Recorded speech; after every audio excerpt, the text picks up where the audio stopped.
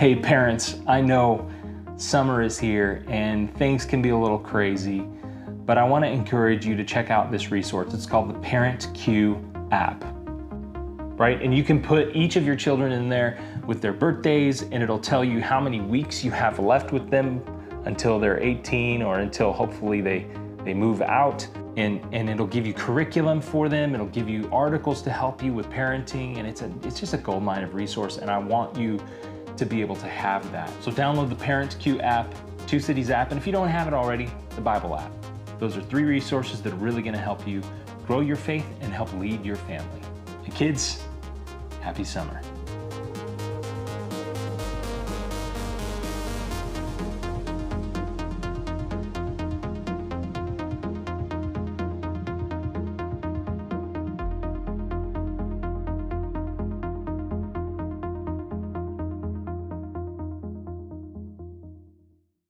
Hi, and welcome to Two Cities Online. My name is Liz, and I'll be your host today. Our mission at Two Cities, simply put, is to inspire you to follow Jesus. Now here's our pastor, Micah Foster. Well, thank you for that introduction. My name is Mike. I'm the lead pastor at TwoCities.Church. We're excited you're hanging out with us today. You heard the mission, you heard what we're about, and let me tell you, I want you to be in community. And so there's a couple of ways to do that. You can go on our website, you can go on our app, right? We have a brand new app. You can scroll down, you can check out watch parties or groups. And groups are either online or in person. We have a few of them. A couple of them are taking a little break right now for a portion of summer, or we'll meet like every other week or something like that during the summer. But we have open options for watch parties and groups, and we'd love to create more. So grab your few and watch together. That's a watch party and a small group, right? You can do it all together. And what we do at our watch party is we invite people over. The kids play while the adults watch, and then after the adult service, we gather the kids and watch their videos, their content, which you can find also links to on our app or website. And also, if you're at a watch party, think to yourself, who could I invite next week? Because we want these to organically grow as communities, authentic communities. If Two Cities is your church, we'd love for you to give to the mission of Two Cities. You can do that very easily by texting any amount to the number on the screen, or as I've been saying, you could download our app, and there's a simple way to give through our app. And the giving number that you're texting to is gonna change over the next month or so. We're kind of switching providers to lower costs, so make sure you are on the lookout for that. Our app is not the only app that can help you in this season. Another app is called the Parent Q app, and they actually have all of these tools for you as parents to lead your kids in their relationship with Jesus or towards a relationship with Jesus. There's videos every week for them to watch. There's discussion material, there's articles for you, so it's a great tool to use, and I really encourage you parents to download it. Well, today's message is a little bit different. It's not a typical service, it's an interview. So every once in a while, what we like to do is take some people who are part of our community and digest something that's been going on in their life or something that has really helped them that we feel would help other people. So today I have one of those great conversations with a couple, Matt and Liz Sitton, who recently led my small group and some other people through Financial Peace University on Zoom. It was an incredible experience, and I hope you enjoy today's conversation. If you're looking for financial peace or that sounds appealing to you, today is an important conversation. Thanks for coming back to the We Are Two Cities podcast. If you're listening through audio or watching on YouTube, we want to thank you for being here. Or if you're watching Two Cities online, thanks for watching. I am here with Matt and Liz Sitton. They recently led a Financial Peace University class for TwoCities.Church and had someone else join in also who was a friend of someone who was in the class. And they did an excellent job, so I wanted to kind of debrief with them and also give you some practical tips and some insights into what that is. So, Matt and Liz, would you just give us a little bit of context for your life, family life, kid life, home life, jobs, that sort of thing?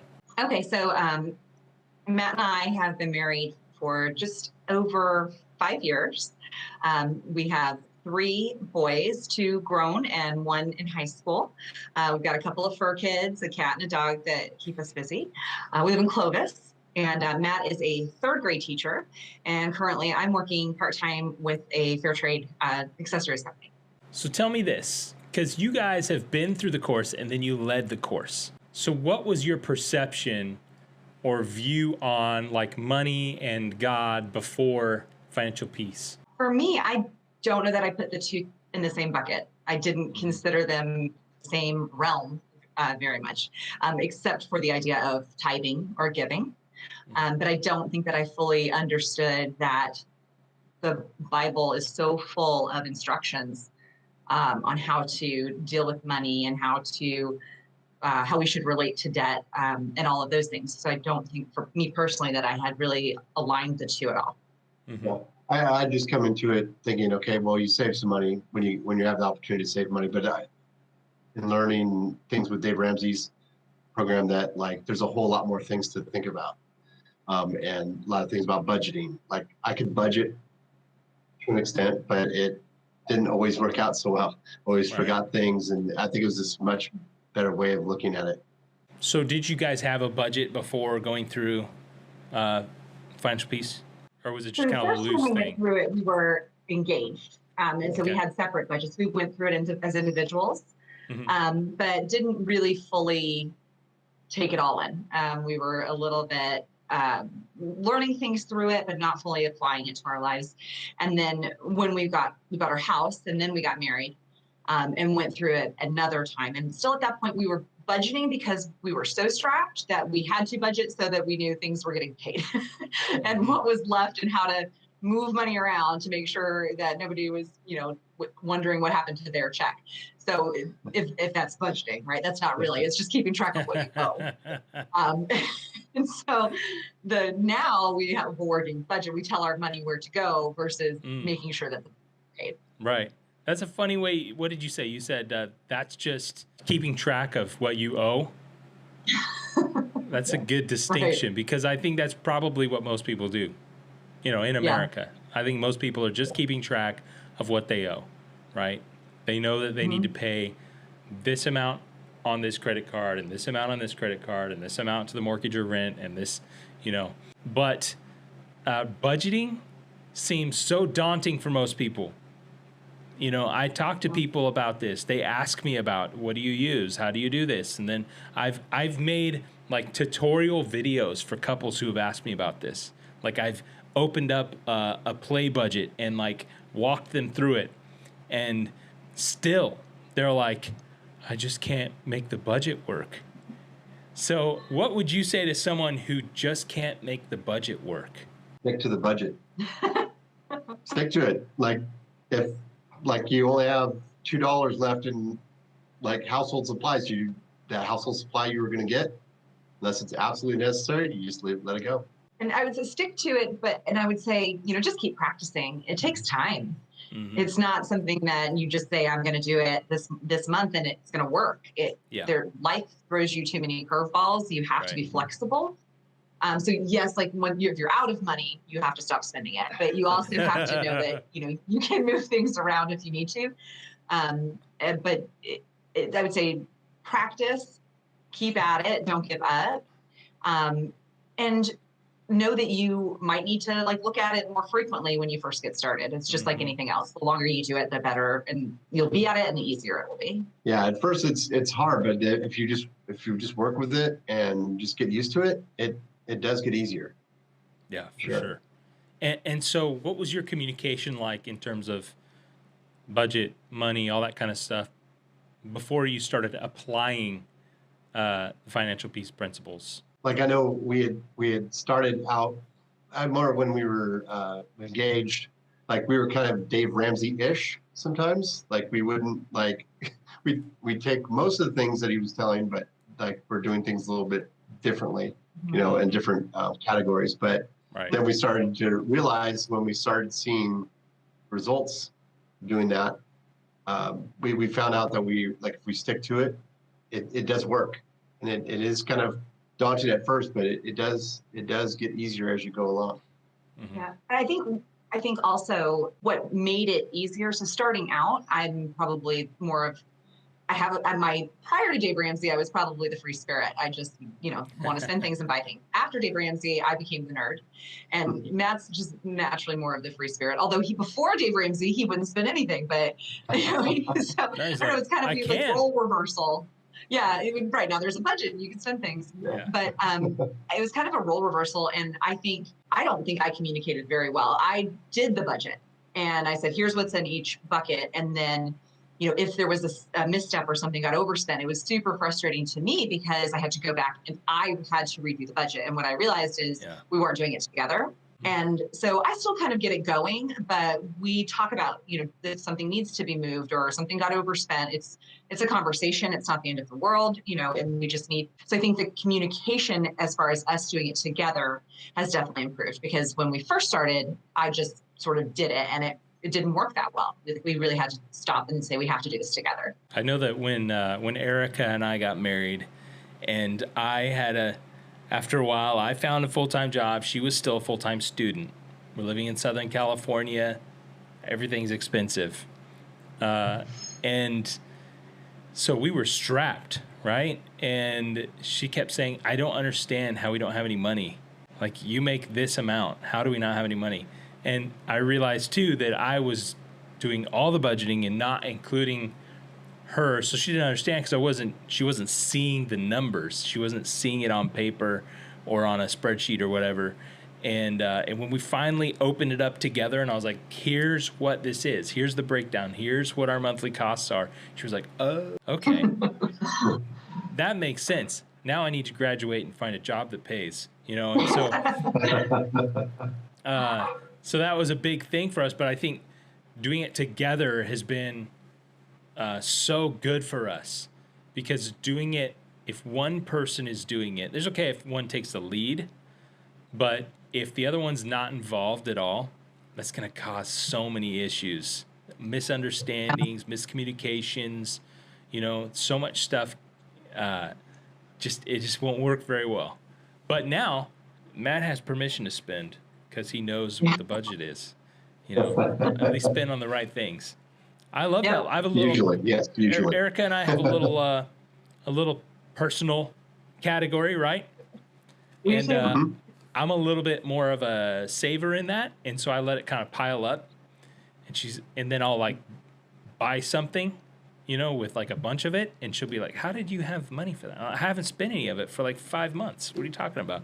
She's like, "Oh, So I like having that little category. But okay, so tell me, what was the biggest or most important thing that you learned through financial peace? There's so much. That's a hard question for me. I don't know if anything's standing out to you. To say learned within financial peace, it'd be hard for me to narrow it down. Okay. What I would say more globally is just trust financial peace. It works. That is the biggest. I was like, it's a playbook. It's right there. It addresses, I think, just about anything that the average American is going to come across. Even though, as we've gone, we haven't had to touch on all of it yet. We have it, and we have that knowledge when we need it. And so I think it's just knowing that is a trusted resource, and to trust the process. So if we start to feel like we don't know what to do with a certain money comes our way, what should we do with that? Or, we are talking to, parents about what their insurance should look like. We have that resource to go back to know that we are going to have solid, fundamental guidance on how to deal with finances. Even if people only make it through half the steps, it's so helpful, because most people never make it through half the steps, and it changes your life. There really is financial freedom especially in telling where your money's going, instead of letting your money kind of run amok. It just goes wherever it wants to go, it seems. And we all know that's really us, but it just seems like it just walks away constantly. So there's two things, though. Most people don't ever start a budget. And then a lot of people who get a budget and get pretty good at it and then kind of move on the baby steps, kind of eventually say, I don't really need the budget. And then they find themselves back at square one again because they've overdone it again. The budget is a lifetime habit. It's not something you just do for a little while you're in trouble, right? It's something that keeps you out of trouble and keeps you on track. And you go from a place of, it transitions from a place of just working through it, like you said, like telling, what you owe, right? Keeping track of what you owe, to planning for the future. And when you're telling your money where to go, you are able to be more intentional about how you plan for the future. So it can slip right through your fingers if you don't say, I'm going to intentionally invest 15%, and it just kind of stays in that bank account at the beginning of the month. It'll be gone. So yeah, it does definitely apply to all phases of those baby steps. And there's no shortage of opportunity to spend money. I say it like this. Like, we went on vacation a while ago, and we ended up spending more money on food than I would have liked to. The joke was, I just kept saying, like, every time we went to dinner or lunch or whatever, Benjamin, it's just like, I felt like we were just throwing cash at the wall. And I was like, all right, we got to plan better next time. This is out of control. I mean, it was okay because we had some money in our vacation fund, and it didn't hurt us, but it was more than I would have liked. And so now I'm like, every time I see like an Amazon order or something, I'm like, Benjamin, and we just kind of make a joke out of it. But you have to budget for all those things, right? Amazon can be your worst nightmare if you're not careful. It could just be out of control. All of those impulse things, I think, I was just going to say, that question and your experience with your vacation made me think about the opportunity cost. Like internal conversation that you always want to have in your head. Like, okay, we're getting ready to go have dinner. If we go to Taco Bell, it's going to be one thing. If we go to, I don't know, like Bulldog Grill or like The Habit or something, it's going to be something different. Right. And we're taking money away from our next vacation by spending too much on this one, just constantly remembering to have that conversation with yourself as you're making decisions.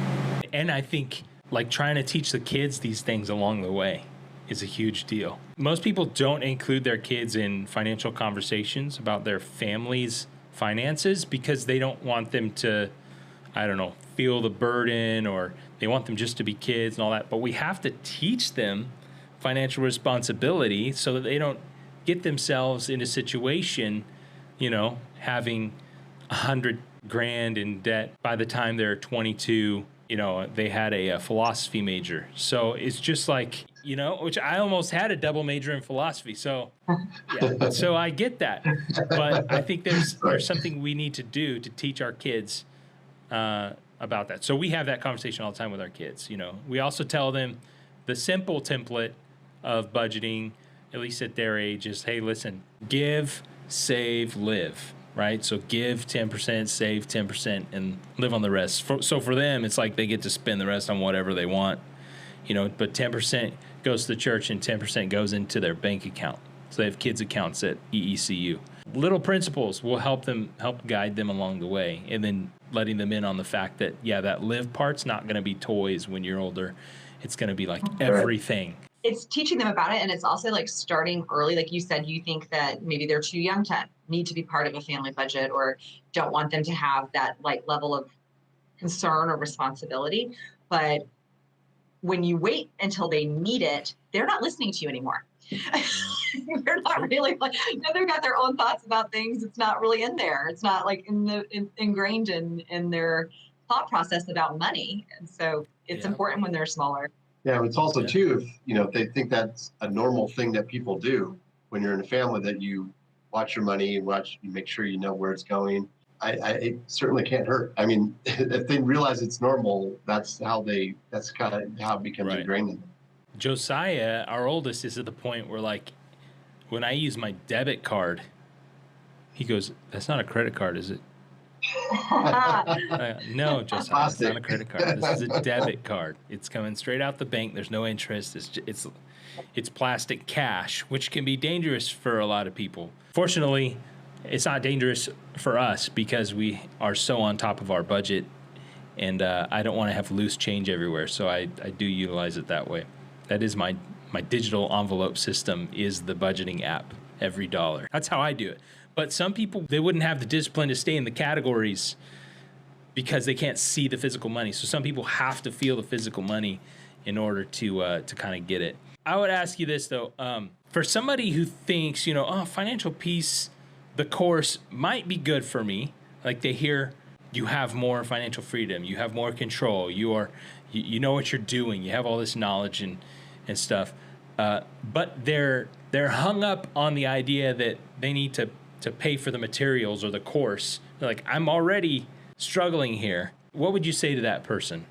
It's worth it. Yeah. That's the short answer. I mean, it's fully worth it. And if they understand that the budgeting part of it, right, it's going to teach you how to do that. But in the very initial thought process about whether or not you have the money to invest in something that's going to change your financial future, stop going to Starbucks. Your money is going somewhere, unless you are in a really, really bad spot, you're able to pull together $100 in a month. Most people can. They can cut back on their spending somewhere and make some sort of sacrifice to invest in their financial future.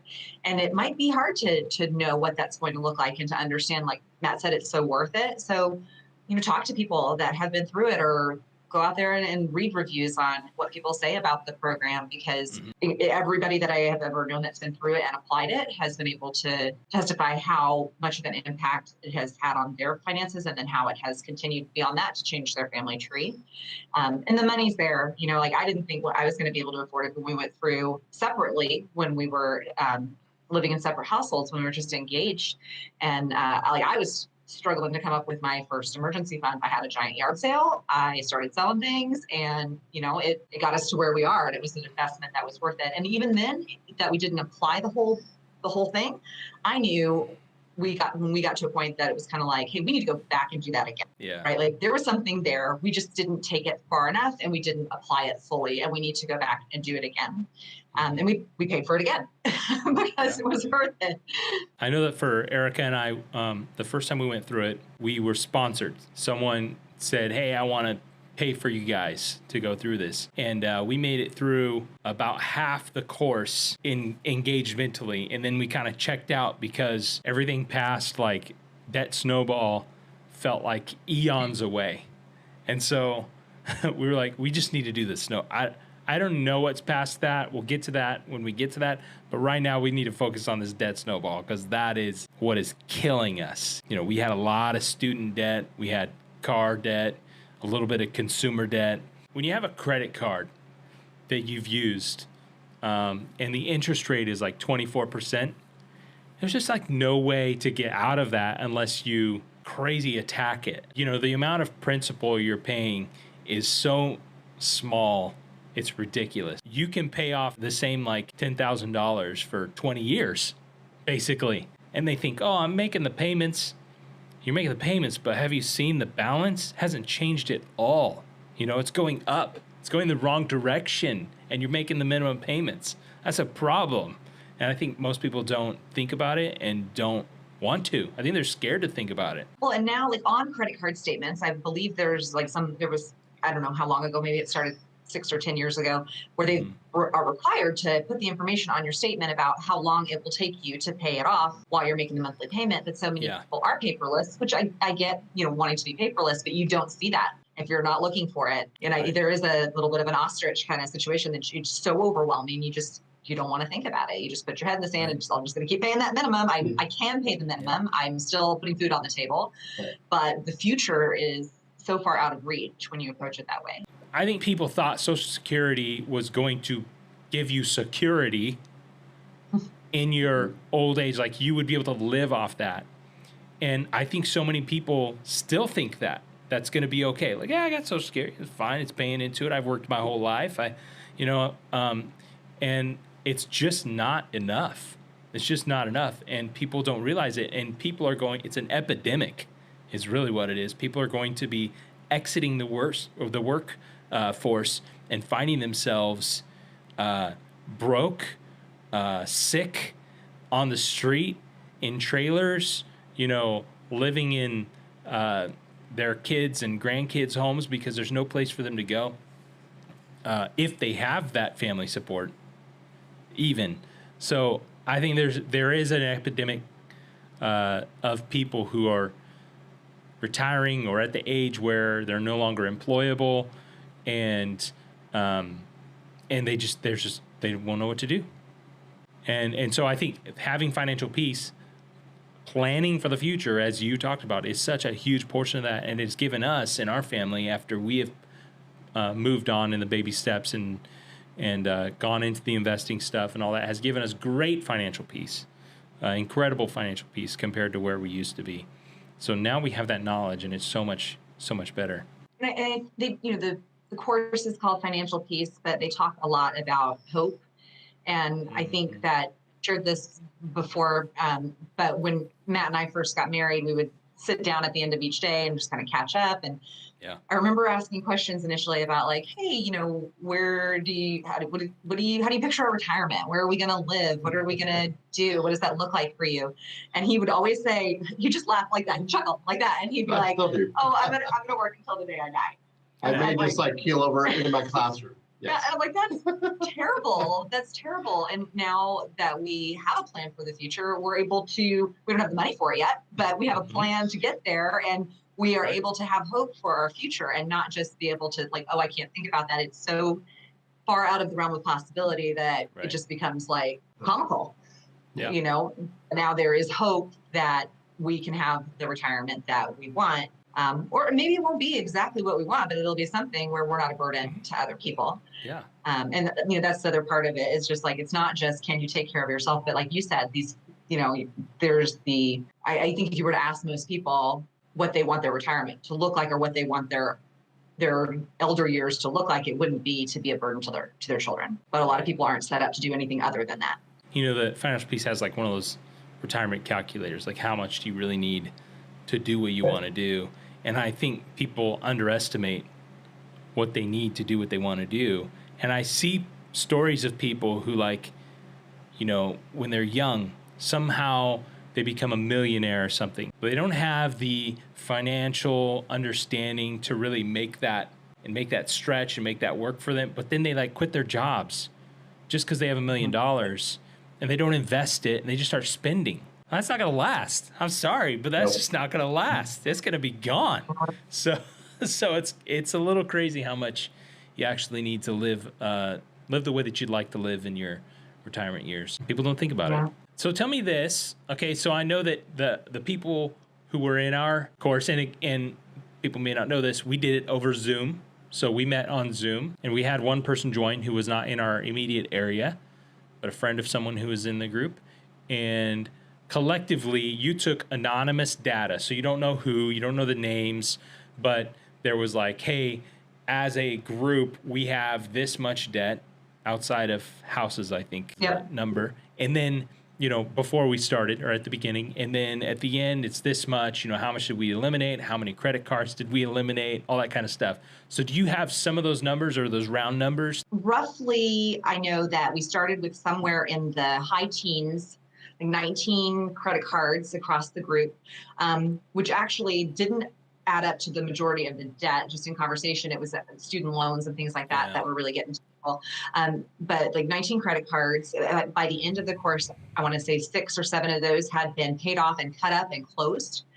So that's huge. It can take a long time to pay off one. So to even just get that many paid off in that small group that we had was amazing. And then I believe it was something like in the double digits, so it's something like 28,000 or so that was paid off. I think that's the round number. I don't remember numbers in my head. Yeah, and how many weeks is that? How many weeks was that?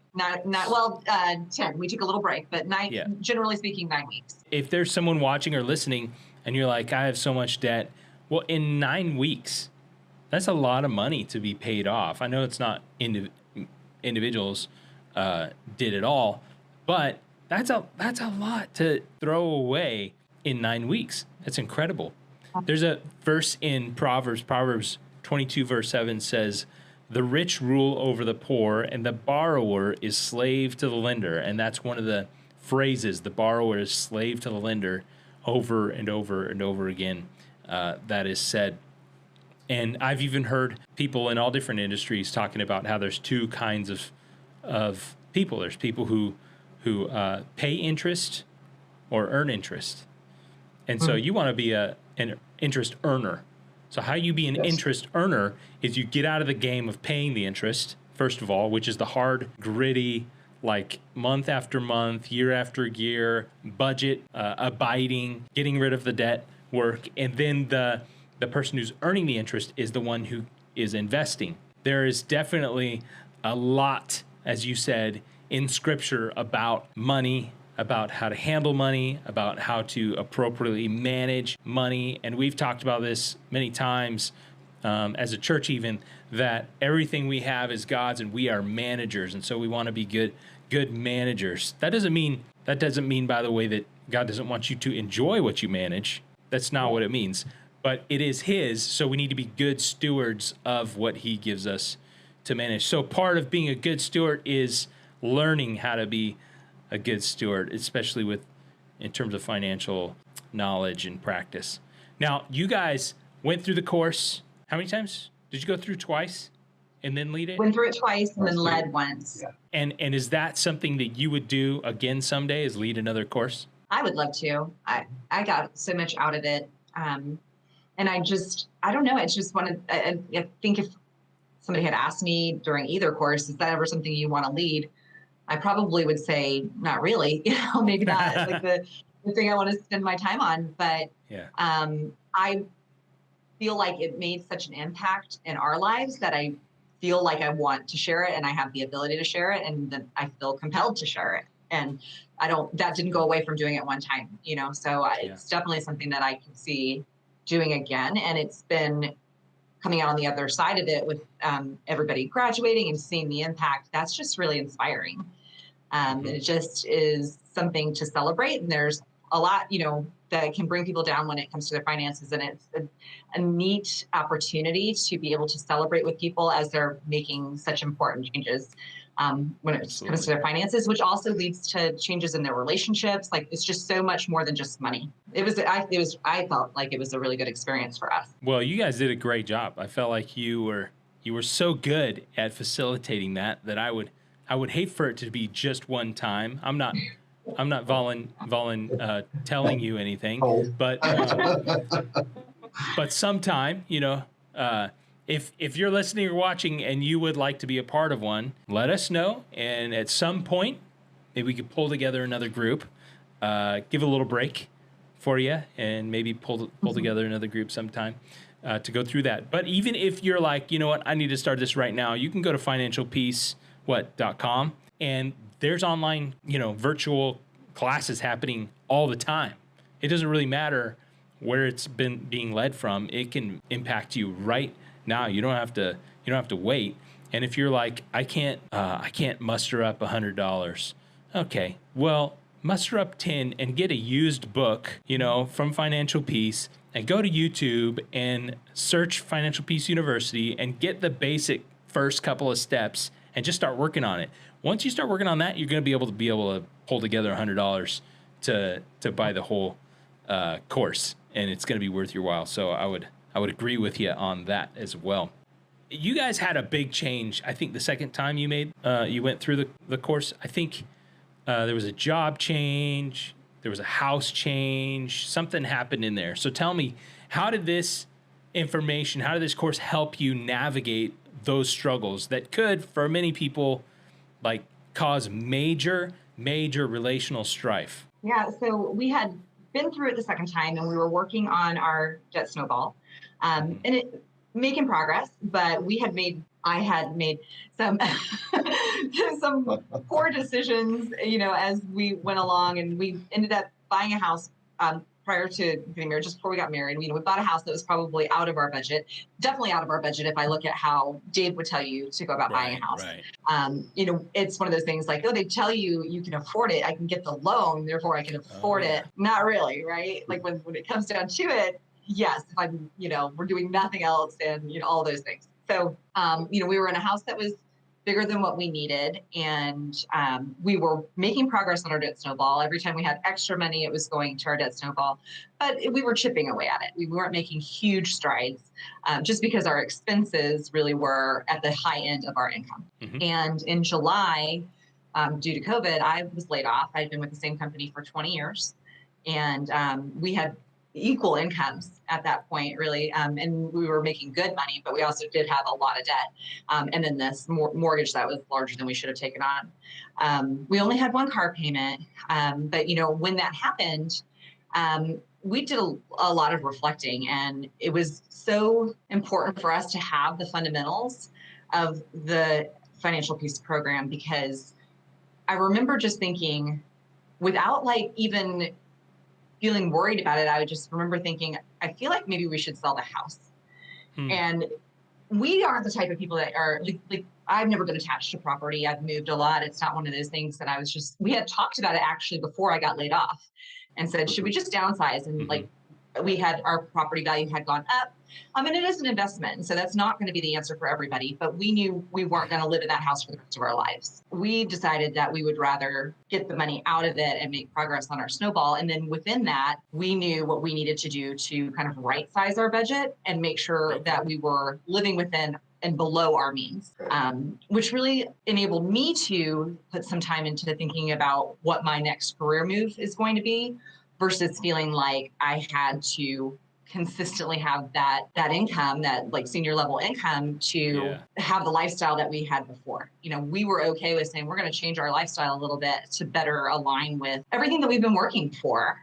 And so something that really could have been devastating, it was actually like a springboard for us and just propelled us into a lot further than we could have been just trying to maintain that same lifestyle that really wasn't what we needed, but just what we had found ourselves in, if that makes sense. I think that makes a lot of sense. I think a lot of people find themselves in a situation similar where they have fallen into a trap of culture, or your community, or even your neighborhood makes you feel like you got to have a certain standard, whatever that is for your context. And then we just kind of fall, well, I guess that's next. I guess I need that. I guess we have to do that. I guess that experience is necessary for our family. And then without even thinking about the ramifications of that for a long period of time, we just jump on it because that's just what you do, right? Everybody's doing that. Everybody's going there. Everyone's buying that. Where I see this the most in people who are coming out of high school is the college experience and what college they go to and how much it's going to cost.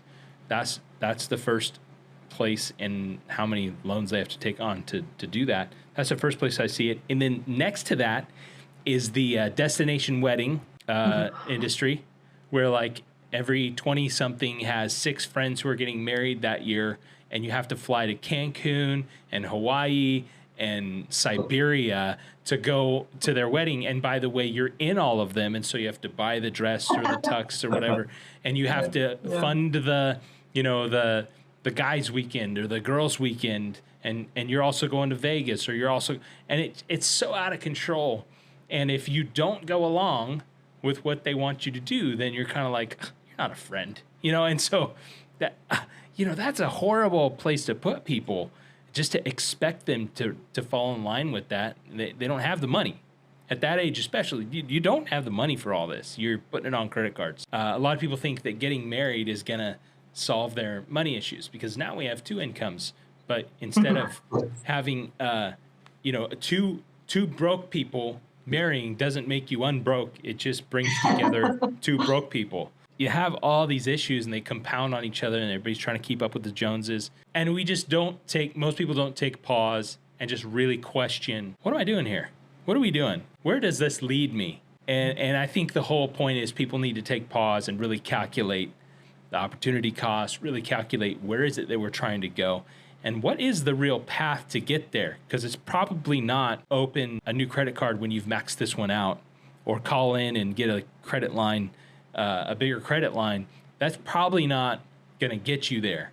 That's fake wealth. That's spending money you don't have. You said something about a mortgage that, it was more than you should have gotten. I think that's another place that there's a lot of confusion around. Just because you get approved for an amount does not mean you can afford the amount that you're approved for. I think most people don't understand that. They're like, well, they obviously have seen my numbers. I can afford it. Does it fall in your budget? I wish they would teach that in junior high and high school, just basic budgeting, basic economic stuff like that. I was just going to say, like his approach to that is interesting because he reminds people of the idea that, it's the buyer beware mentality. The mortgage, I don't necessarily think that that's like a predatory industry, but Correct. You are your best advocate. You know what goes on with your family. Having an understanding of your budget, having all of that makes you equipped to go in and have a difficult conversation and not feel like maybe they're the expert, I should trust them. You have to become the expert of your own finances.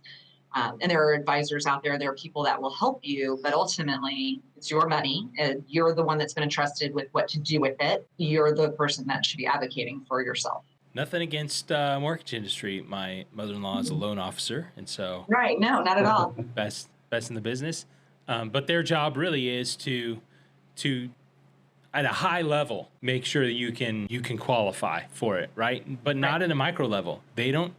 Right. They're not going to look at your entire budget. They're looking at the big items, and they're going to look at they don't know if you've got a kid in travel ball or 3 kids in travel ball or whatever all those expenses. So they just don't know that. Yeah, you have to be responsible for your own choices. Basically, you have to be responsible. You can't just trust someone else to say, yeah, you're fine. Well, I want to thank you guys so much for being a part of this, for telling us part of the story, part of your story, for opening up about. You say you've made financial mistakes. We've made financial mistakes. But going through these courses multiple times has really helped us, and we're in a much better place today than we were, years ago and before we went through. Each time we've gotten better, and so I think it's something that we'll do again because it really reminds you and brings you back to what you need to do. So thank you for leading the class. Thank you for sharing with us, and we're just so thankful that you're a part of our community. I just want to add one thing too. I think that's kind of important to just acknowledge is the first time that we went through it, I had a lot of embarrassment about my finances. I was ashamed about what I had brought him into and my background and bad decisions that I had made. And it was a hard thing to go into each of those classes and take a hard look at myself and at my finances. And I think it's just important to acknowledge that, 20-year-olds fall into traps, so do 30-year-olds, so do 40-year-olds, so do 50-year-olds, right? We all will make mistakes. That's true. And it's okay to take a step back and to become a dignified beginner and say that there are things that I need to learn and there are mistakes that I've made. And just because I made the mistake with money doesn't mean that I have to live with that mistake forever. Don't put your head in the sand and just deal with it. Take a realistic look at it and figure out how to change your future. And once you can look at it and acknowledge it and really address it from the fact that there are things that I need to learn so I don't make mistakes again, really just changes the whole dynamic. That's really good. Awesome. You don't have to live with that shame or embarrassment. And everybody has made mistakes. Nobody's perfect. So it's okay. Tomorrow's not written. You can make some changes. Oh, no, I have a return I need to take back to the store because I made a little impulse buy that's going back tomorrow. Nice. Still having to check myself. We all do, So that's good. You're good. You're not going to be perfect, right? You're going to make a mistake. You're going to go off, and then you're going to come home, and then you're going to feel that because you're going to talk about it, or someone's going to say, "What was that?" And Erica and I talk about little purchases all the time because I need to appropriately put them in the budget. So I'm like, so what was that what was this Venmo? What was this Target? What was this? What category am I looking at here? And then sometimes she's like, I don't remember. I'm like, oh, we got to go look. We got to go find that information to put in the right spot. So thank you guys so much. Appreciate you guys. And hope we can get another group of folks through a course sometime. I would love that. Yeah. All right. Thanks for being with us today or for watching the replay. If you need something or you'd like to take a step of faith, make sure to message us. We love engaging with you. God bless, and I'll see you in our Two Cities Fam Facebook group and Instagram in just a few minutes with a quick follow-up video.